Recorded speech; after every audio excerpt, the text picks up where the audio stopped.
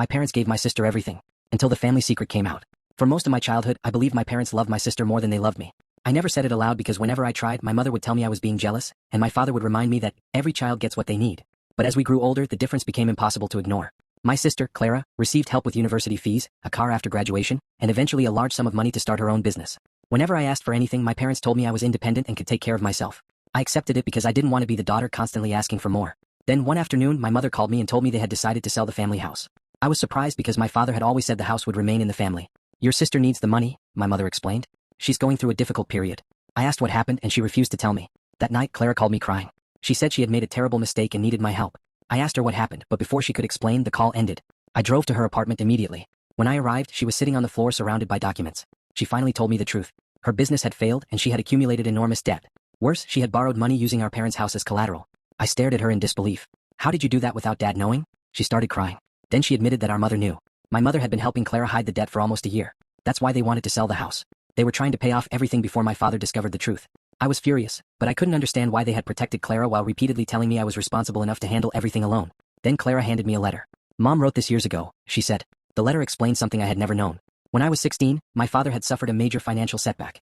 My parents had considered selling the house, but my grandmother had secretly paid off their debts. In return, she made my parents promise that the house would eventually be divided fairly between their children. My mother had kept that promise for years, but when Clara's problems became serious, she panicked and started using the property to protect her. I asked my mother why she had never told me. She said she was afraid I would hate her for helping Clara. I told her the truth. I don't hate you because you helped her. I hate that you made me believe I wasn't worth helping. Those words finally broke something in her. She admitted that she had always seen me as the strong child and Clara as the fragile one. She thought helping me less would make me stronger. Instead, it had made me feel invisible. But the story wasn't over. The next morning, my father discovered the debt. He was devastated. He confronted my mother and Clara, and for the first time, the entire family stopped pretending everything was fine. Clara expected me to help her financially. Instead, I told her I would help her create a repayment plan, but I wouldn't give her money to hide the consequences again. My father agreed. We canceled the planned sale of the house and worked with a lawyer to restructure the debt legally. Clara sold several unnecessary assets and closed the failing business. It took 2 years, but she eventually repaid most of what she owed. My mother also changed. She started treating both of us equally, not because she suddenly loved Clara less, but because she finally understood that protecting one child from every consequence only teaches them to depend on protection. As for me, I stopped trying to earn my parents' approval. I built my own life, bought my own home, and learned to say no without feeling guilty. Years later, my mother gave me the original letter from my grandmother.